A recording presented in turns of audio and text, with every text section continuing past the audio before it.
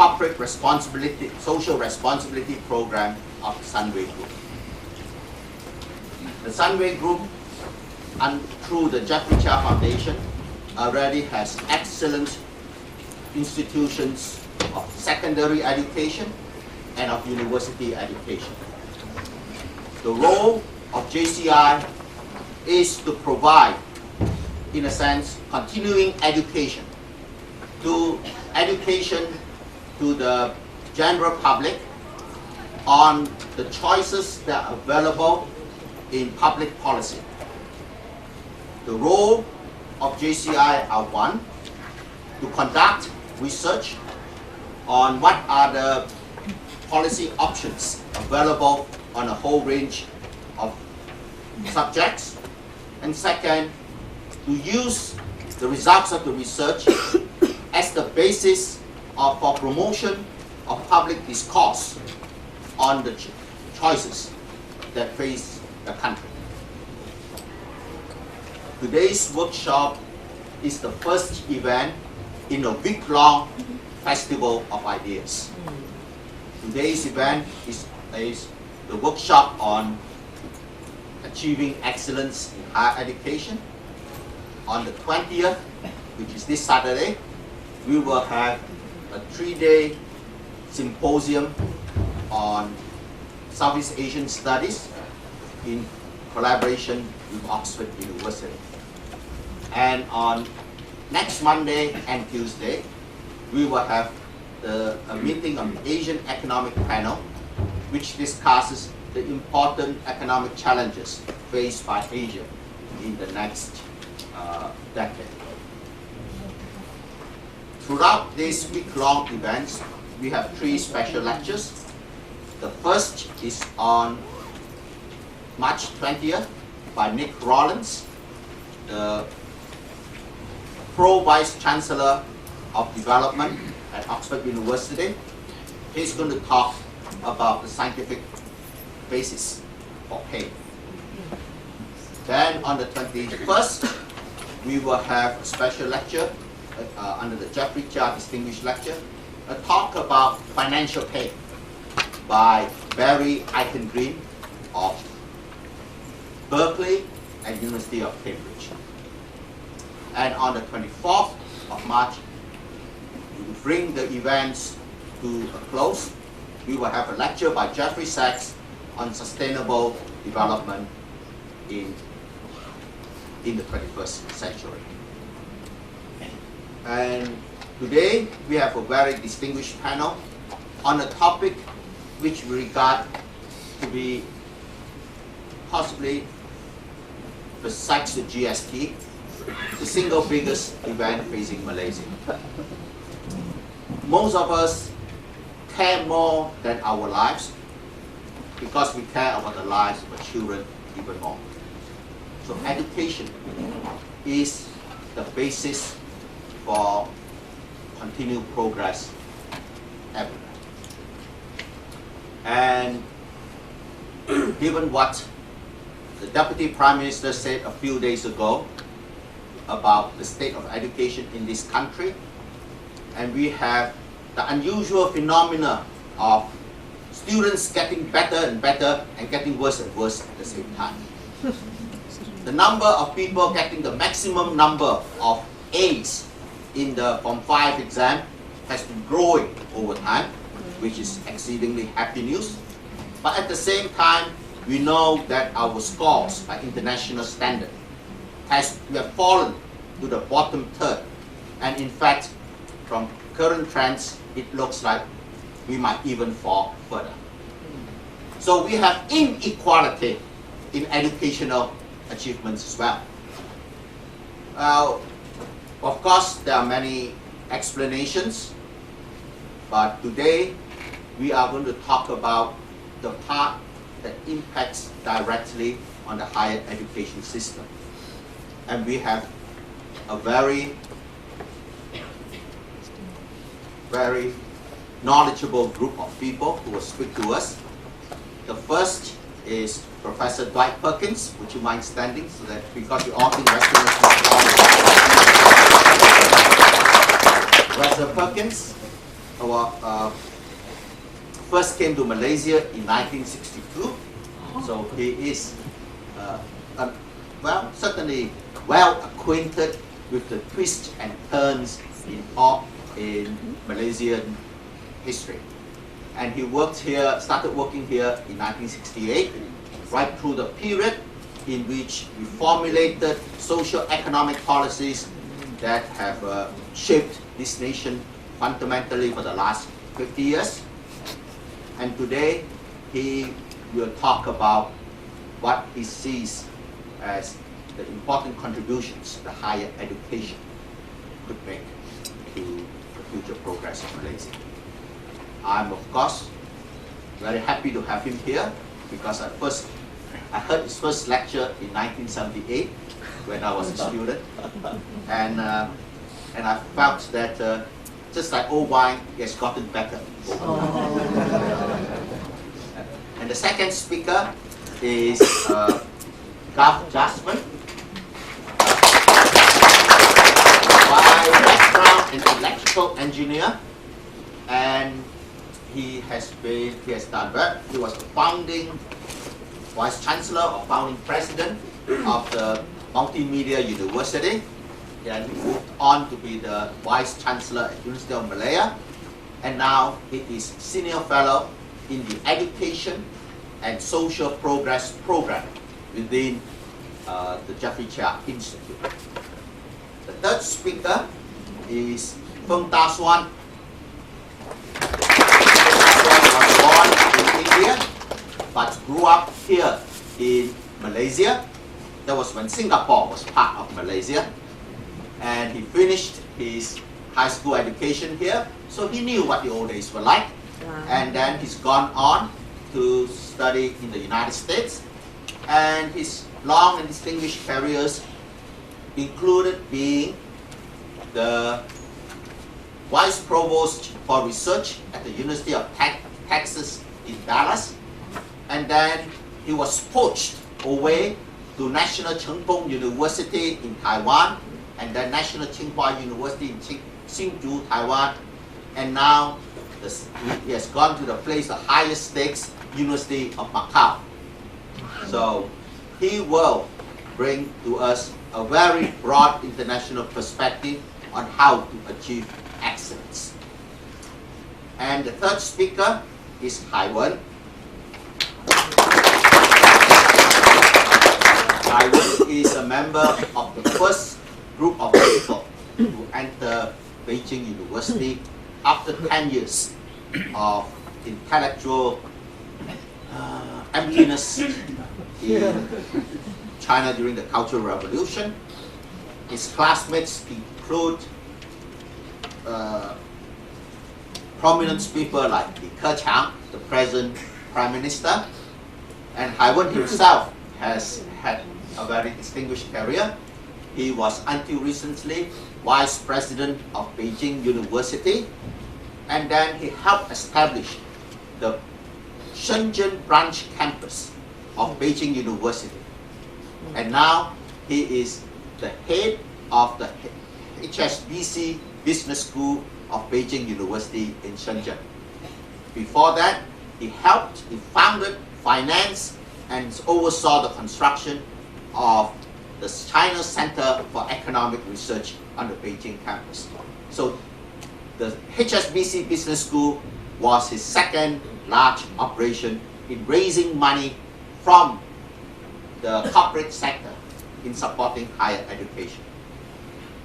And then to bring to an end is Mr. Vincent Wong. He has been a special assistant to Minister Corrupt in the Prime Minister's Department. Corrupt. The newspapers too much. It has affected my pronunciation.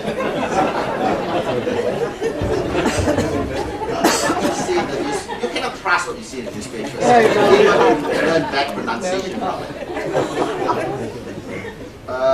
Mr. Vincent Wong was recently appointed by the Director General in the Ministry of Education to set up innovation centers in every Malaysian university. Clearly, the future depends on our ability to come up with newer and better ideas, newer and better technology. So we are going to have a presentation from the person who's driving the process. And now let me tell you the person who really drives today's workshop, the person who gave me the idea and gave me the courage that this is something we ought to do.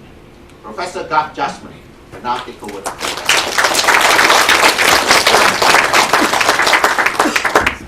Assalamualaikum warahmatullahi wabarakatuh and a very good morning.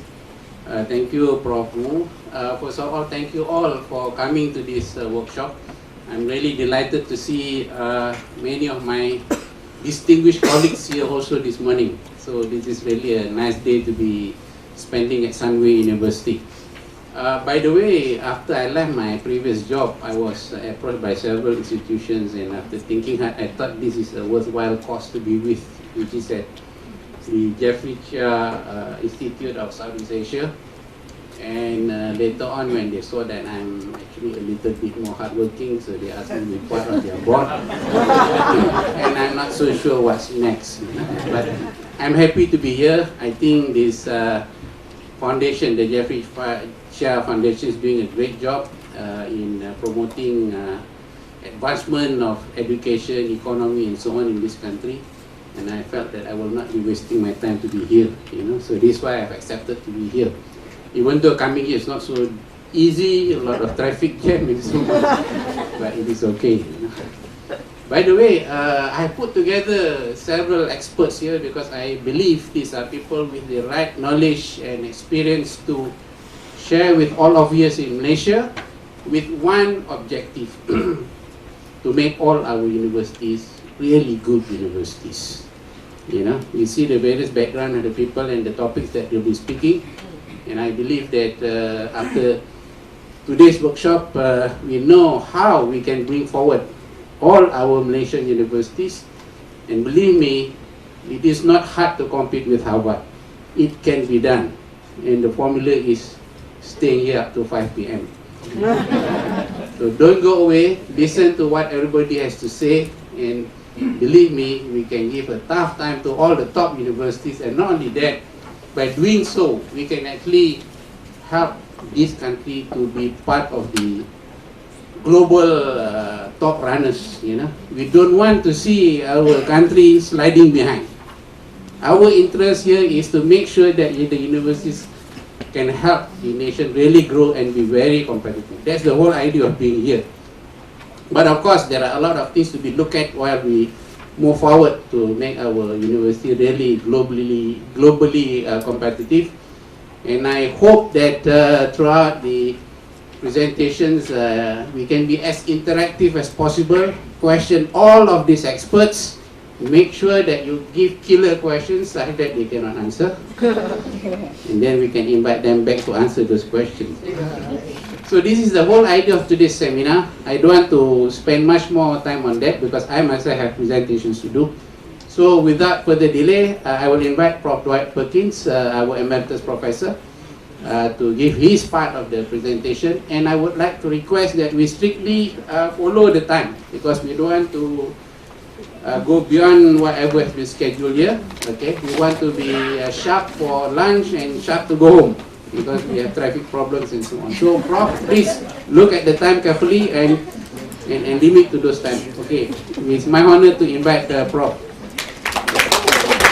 It's always reluctant to get up and talk about a subject that probably 3/4 of the people in the room know more about than I do, which, ignorance gives one an opportunity to make all kinds of statements that may sound good sometimes, but often don't hold up very well, and you can keep me honest.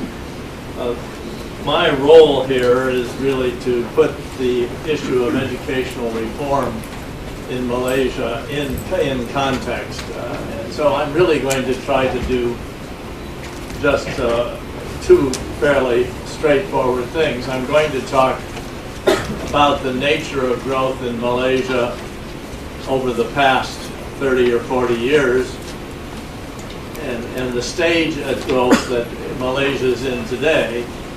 and why the level of the kind of education that Malaysia has had was adequate for what has happened in the past. If it hadn't been adequate, Malaysia wouldn't have grown as well as it did. But that Malaysia is now at a stage where if the problems of the education system are not dealt with in a fairly dramatic way, I think Malaysia is going to run into very serious difficulties in going forward. There are various terms. There's the middle income trap that people talk about, which one of my other former students, Homi Karas, was one of the inventors of that concept, or the one who publicized it in various ways. I don't necessarily believe there is a middle income trap, but the reality is any kind of growth period can come to an end, and there are different reasons for it. And Malaysia's situation is very much a possibility.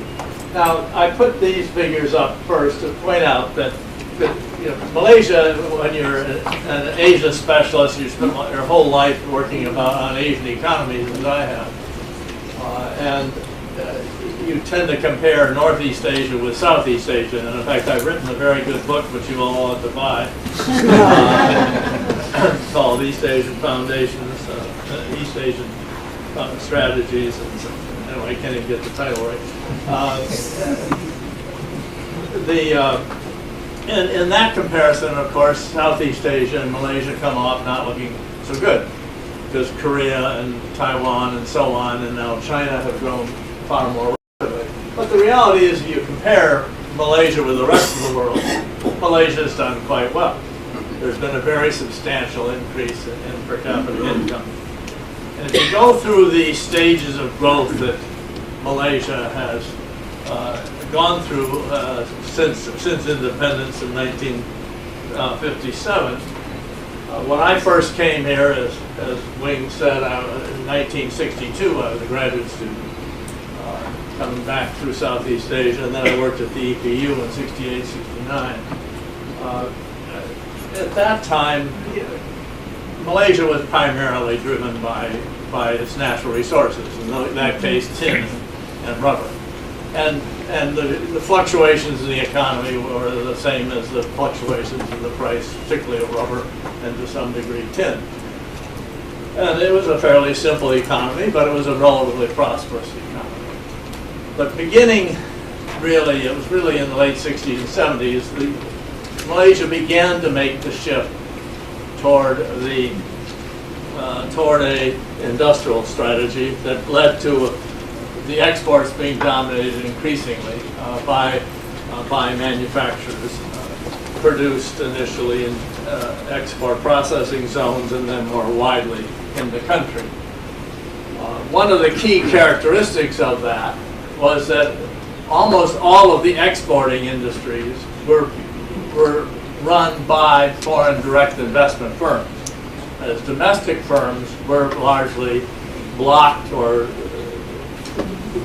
they faced barriers to exporting that largely came about, of course, because of the changes in economic policy and social policy and through the new economic plan policy that resulted after the 1969 rise. Now, I'm going to make some critical remarks about the new economic policy, but let me preface that by, I wasn't here on May 13, 69. I actually came back to Malaysia 2 or 3 weeks later. But so I have a pretty good idea what the country was like in those months immediately after the riots and the killing and so on. And I mean, I used to, when Europeans thought they were invulnerable, and so they would have parties still, but when we had our children with us, when I went to a party at some house, I always took the children with us, and they put them in bed upstairs, and then we went home at night, because people were separated from their kids for a week or more during the crisis. So, it was, when we came in, there was not a person on the streets of Kuala Lumpur coming from Subang Airport to where we live. Don't worry about that. I never read my notes anyway.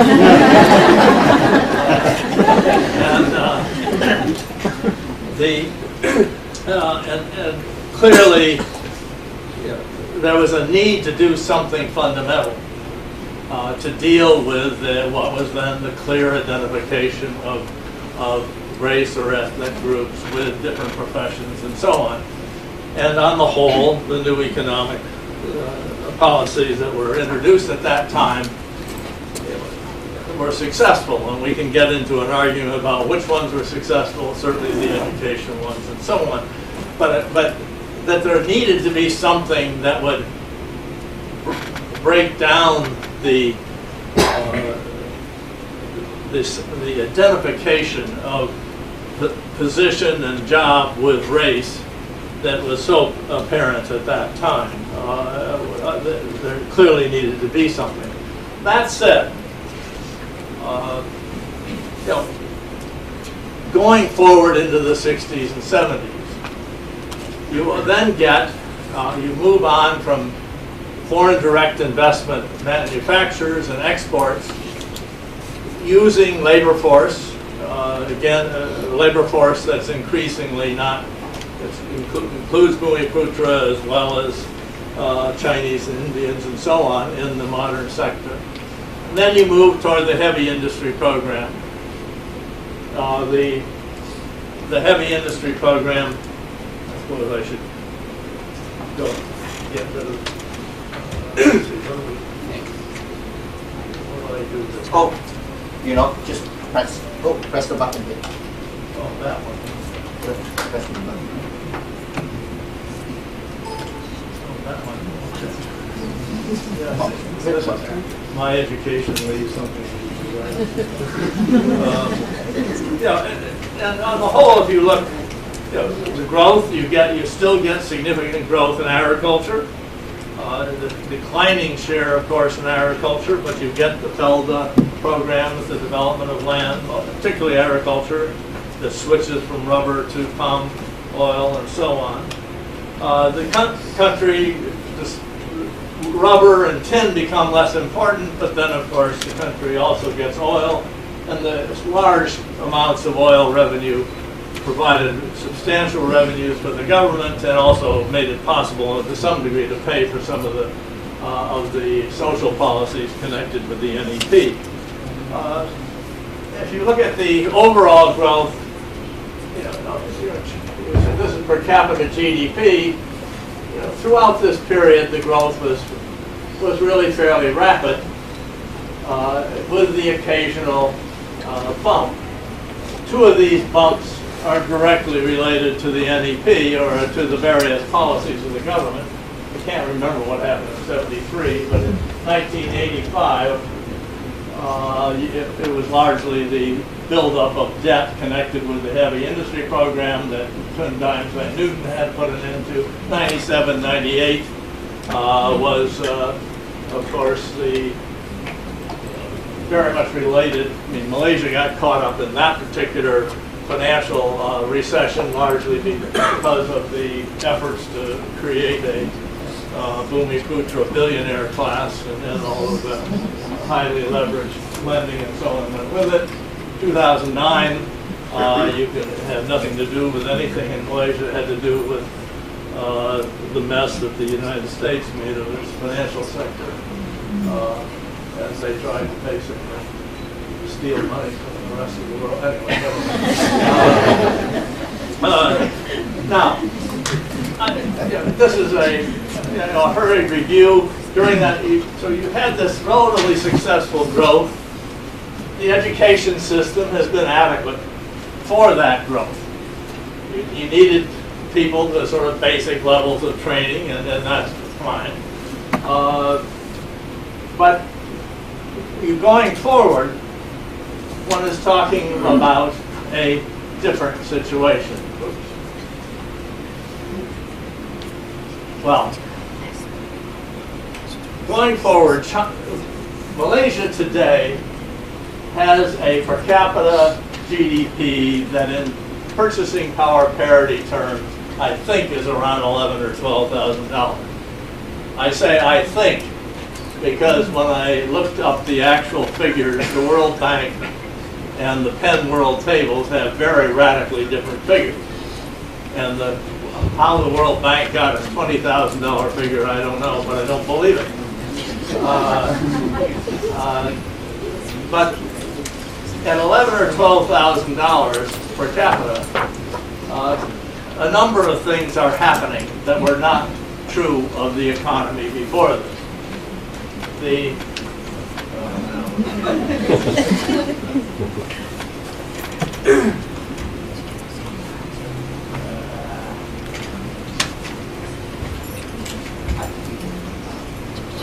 Yeah.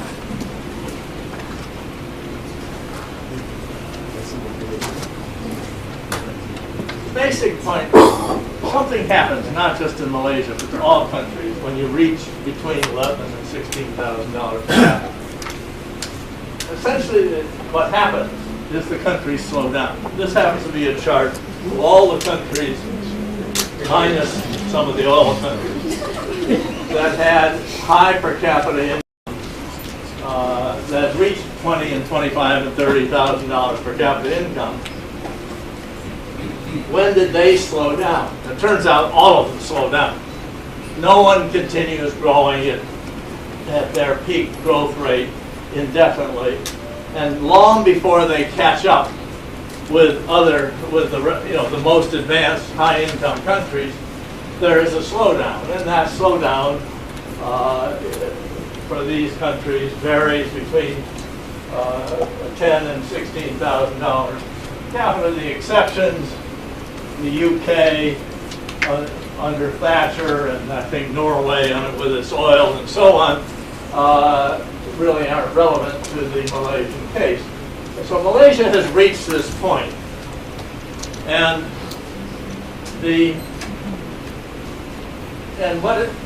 what is happening as it reaches this point, one of the things that's happening is that the industrial sector, the agricultural sector is already quite small, and the industrial sector now is being increasingly dominated by the service sector.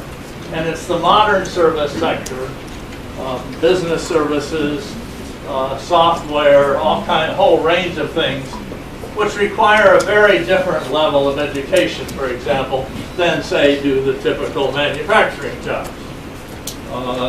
The other thing that has happened, of course, is the surplus of labor in the countryside that can be brought in at cheap labor to work in the factories largely comes to an end. And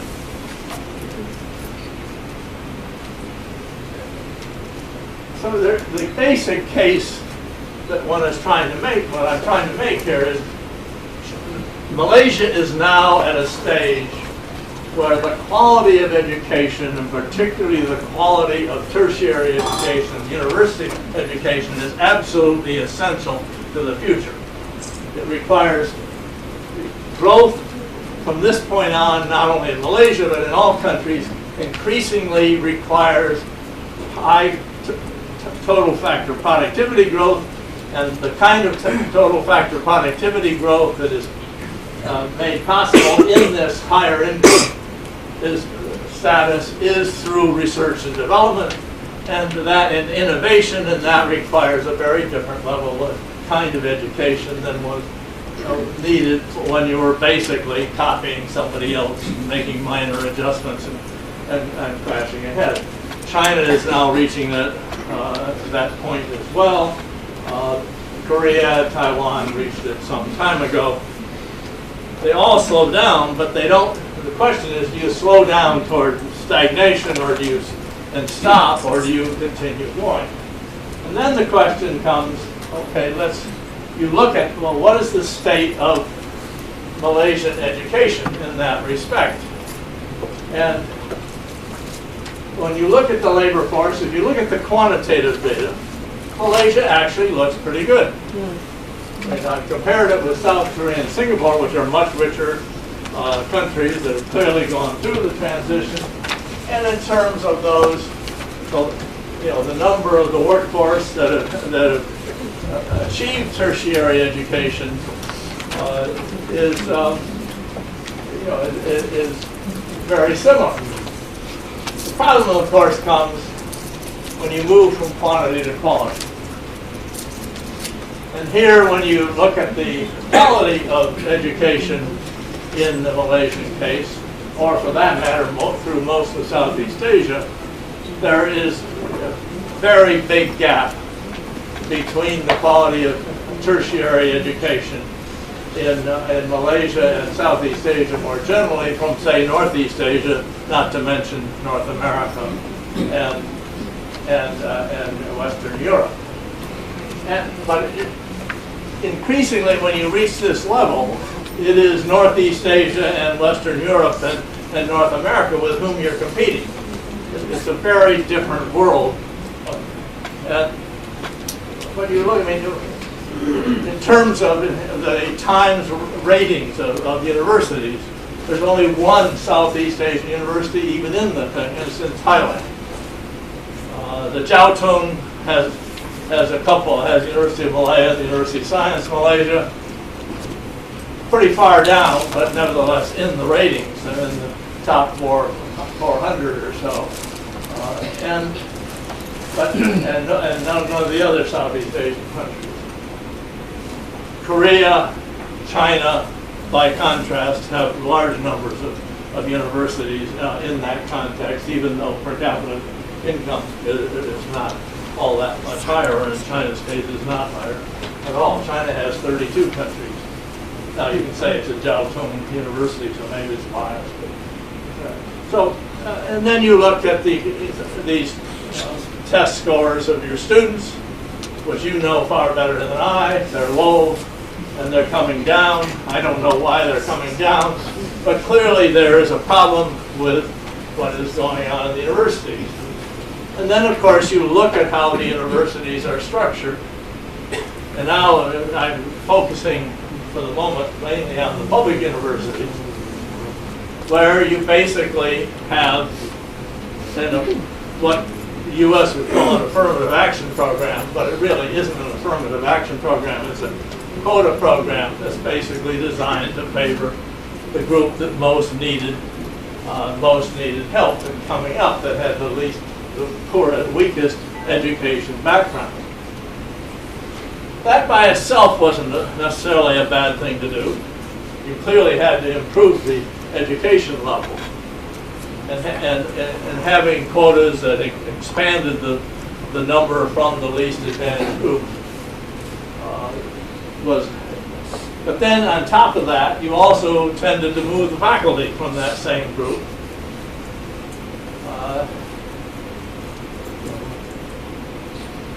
So you basically took the most disadvantaged group, made sure that the students got very large representation on the faculty, on the student body, but then you also then made sure that the same people had the large representation on the faculty.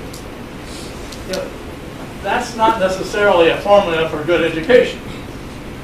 I've been reading Raymond Navaratnam's autobiography, and of course, when he went to university, he went to the University of Malaya in Singapore, and he did spend a lot of time horsing around and chasing girls,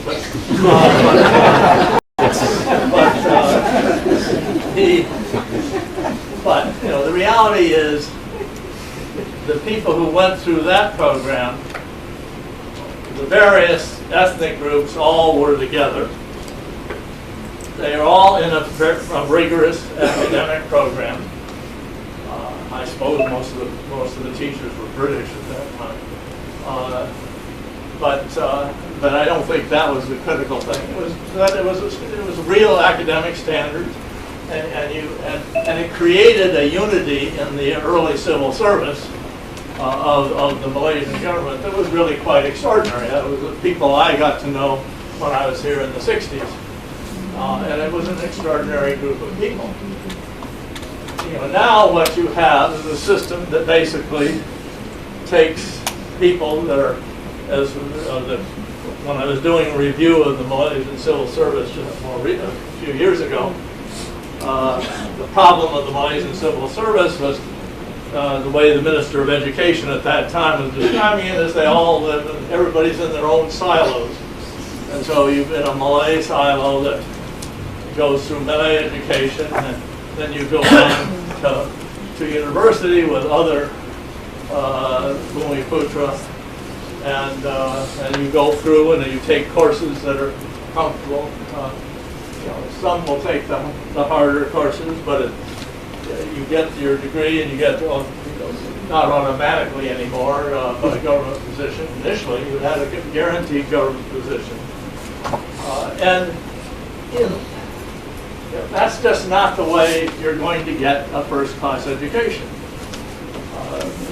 And I'm trying to think about ways I could describe what is it that makes a first-class university. I was asked some years ago to help Seoul National University. They wanted to say, we want to become a truly great international university. So they asked me and the head of a big science research laboratory in the U.S. to come and help them think through that. And the two of us that came independently came up. The problem with Seoul National University was that it was too, it was in their own silo. It was a pretty good silo because they got the best students in Korea, but all of the faculty had Seoul National degrees, almost without exception. So you had students being taught by one type of faculty.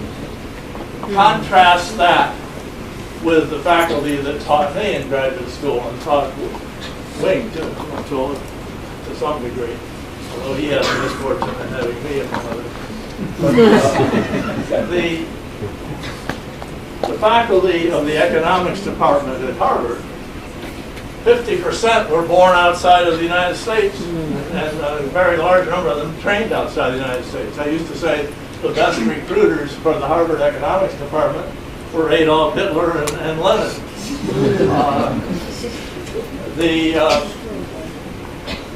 If you look at the student body of Harvard today, 20% are Asian. That is mostly Asian Americans. That's Chinese and Indian and Korean, mostly. 20% are Jewish. The Asian population in the United States is about 4% of the population. The Jewish population is about 2% of the American population. But, the selection was based entirely on quality. African Americans do represent something close to their percentage in the total body. The point is, the university education that you get, first grade education from people with all kinds of, the teachers have to be first grade and have to be from a broad background. And the students themselves, a lot of what the students learn is what they learn from each other, and by having a diverse student body, you can do much more in that regard.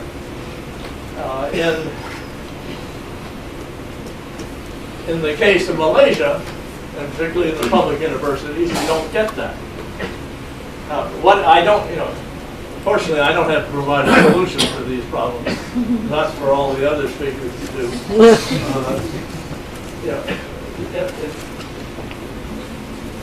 One of the questions I ask myself is, given the political situation of Malaysia, is there any real prospect of changing the public universities and their approach to education? And that gets you into the current state of all kinds of other things which are way beyond my capacity, and more you don't want to hear my views on it. But and if the public universities can't change, can the private universities take over that role? Because they are somewhat more or less constrained. And the problem, of course, is that historically the public universities are the established universities of the country. They're the ones that have the history. it would be a lot easier for them to become first rate than it would be for the private universities, but it may well be that the private universities will have to take over. There was a time in the United States when everybody said the state-owned universities were going to basically wipe up the private universities out because the state universities had the taxing authority and therefore had infinite resources and therefore could basically push the Harvard and Yale and Princeton to the side. Well, then it turned out that people didn't like to pay the taxes and the state universities were hurt, and it turned out the private universities ended up having greater resources. Maybe over time the private universities of Malaysia can gradually play a role similar to that and break the situation. But the bottom line of this talk, and I will stop there because as I've demonstrated I'm getting well beyond my point where I have any knowledge. The key thing is that Malaysia, if it's going to keep successfully going forward, has got to make fundamental changes in the university system. What they are, what's politically feasible, is beyond my capacity to spell out. But there are ways of doing it. One does not obviously have to copy Harvard or any other particular school, but one needs a much more diverse university system, and it needs to be much more focused on quality instead of quantity. And how you get there is, we have several speakers to explain. So I'll stop there. Wing, are you? Thank you, Prof. I get the message is this, that the education system in Malaysia was good for the past, but going forward to the future, he has his doubts. And he believes that there needs to be changes and transformation in order for us to be more innovative and competitive. I think that's basically what you are saying. So please ask your question. Like you could have saved the whole talk. We have about 8 minutes for questions to Prof. So let me take advantage Okay, right. of the silence and Since I insulted an old colleague and friend. Now you're right. Dr. Dwight was here, and he really had a real feel. And it's a pity you're not using that to tell us more. But let me say this. Quality is the issue. Competitiveness is good. Now you can have preference, affirmative action, and you know, we, myself and the whole Harvard team, were committed to it with our own people here. But would you agree that what went wrong is not the policy, but the way it was implemented? In that we could have had preference for Bhumi Putra and others in order to get the restructuring issue correct.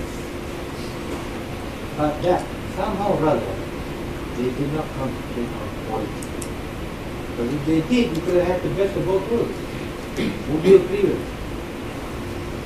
Yeah, completely. I mean, I think that would get more Bhumiputra into the system.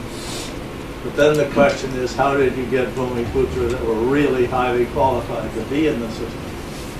And the way to do it was not to have them stay in schools entirely with other Bhumiputra and then create programs within the universities that they could sort of sail into and sail out of without ever having much exposure beyond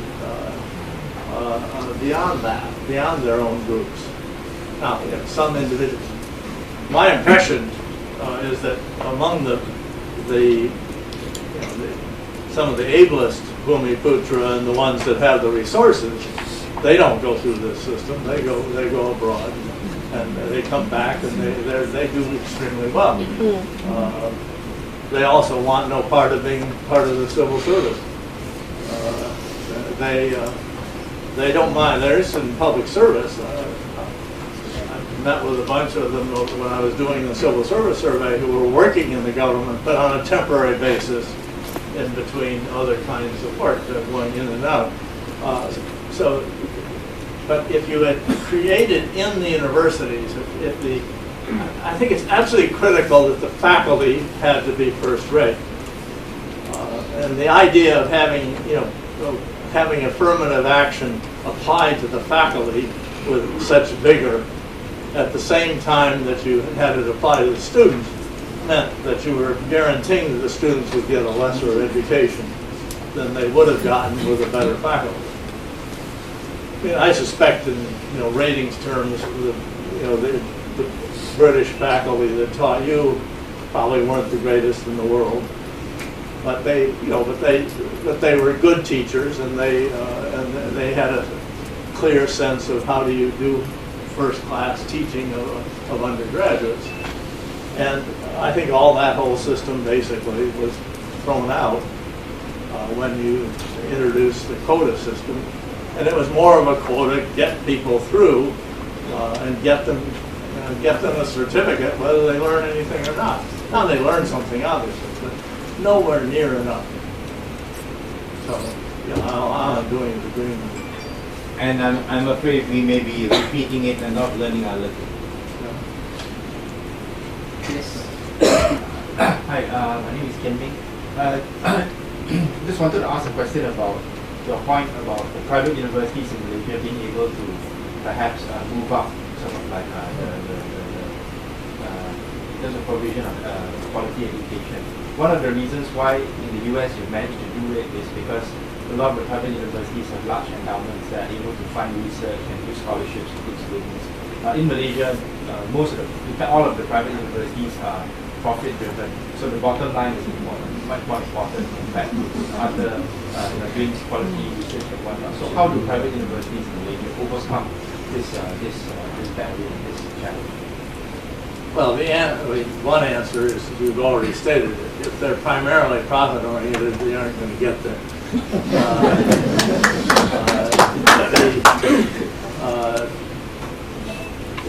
In Korea, there are private universities that are very distinguished, and there are a lot of them that are very, very poor.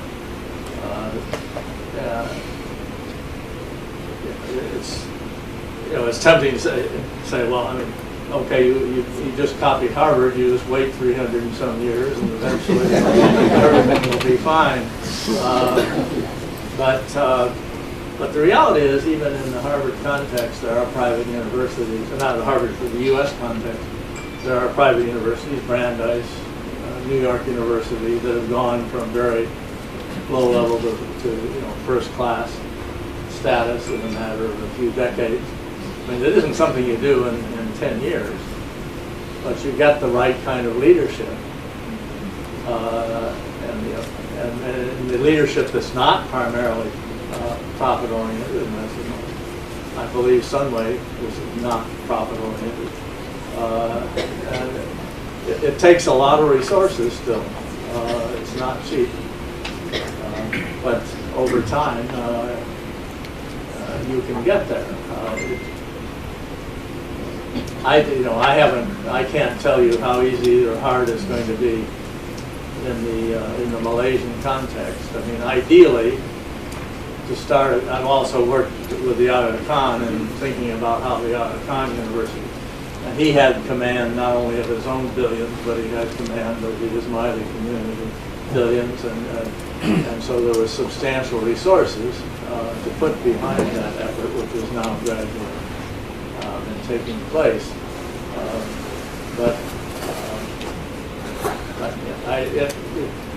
Whether Malaysia has the resources, whether the leadership of the business community in Malaysia is willing to put their resources behind it and for that purpose is something that I don't have a judgment on. I have some familiarity with Sunway, and I think Sunway is trying to meet those standards, but it's a long, slow look. But probably this room is full of people who can answer that question better than I can. Yes. I think the notion of profit notion is a big word. There's a lot of meaning. The private universities in Malaysia, most of them are funded in the capital market. And in the capital market, there are so many range of global financial products that can help them to develop. Why is it that when you mention profit, it becomes a constraint? It depends on how you define profit. Like in the UK now, they're talking about enlightened profit motive, which is to balance the short and long term and all other things to do with the other stakeholders in a particular venture. So therefore, we should not say that, oh, because they are profit motivated, they will be unable to achieve that. Why not? It depends on how you define profit. I think it depends more on how you use your profit. I mean, Harvard may well deny that it makes profits, but I think a businessman looking at it would think, gee, he wouldn't mind making that kind. But the difference is that the money is used solely for the purpose of building the university. And that means paying high salaries to some people and things of that sort. But the motivation is not primarily to increase the rate of return to stockholders, in dividends. It's the money goes. If the money doesn't go back into the university, then profit is a problem. If it goes back into the university, then no. I mean, you can't run losses. I mean, if you run losses, then you're going to get into trouble for other reasons. We have one last question. My name is Walter Wong, a retiree. I refer to one of your slides that shows the percentage of various industry sectors. Today, you showed 50% is services. If I remember correctly, 40% is manufacturing and 10% roughly is agriculture. You also show that the year 2000 is the reverse. Manufacturing came first, and then services, then finally agriculture. Is that a healthy trend in the It's the trend that all countries are going through. The shift to services is even more dramatic if you look at the labor force figure, because manufacturing increasingly becomes mechanized, and so employment in manufacturing begins declining, so that in the high-income countries of the world, the employment is 75–80% in services, and sometimes 90%, even though they may still have fairly vigorous manufacturing industries. I don't think a country is going to get to high-income status with manufacturing alone. The Japanese stayed with it somewhat longer, partly because their service sector was so inefficient. They had this magnificent manufacturing sector and a very poor service sector, and so they maintained a higher share of manufacturing longer than others. But I wouldn't have considered that a healthy move. There's no reason in the world, in my view, that Malaysia can't make that transition to services and have a lot of highly skilled, innovative service people. But if all of your ableist people from, or not all, but a very high portion of your ableist people from your non-Bumiputra ethnic groups end up living in Australia and Singapore and so on, you're not going to have them. They're going to get their training, and then they're going to go live somewhere else. And if you rely entirely on the Bumiputra population for that, I think it will be a problem. Not, maybe over the long run that can be solved, but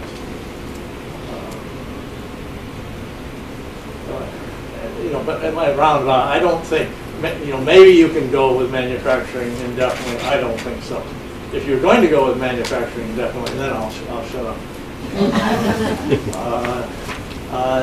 Then for sure you've got to get more domestic manufacturing. You've got to take some of the barriers off that now prevent most domestic manufacturers from becoming effective international exporters.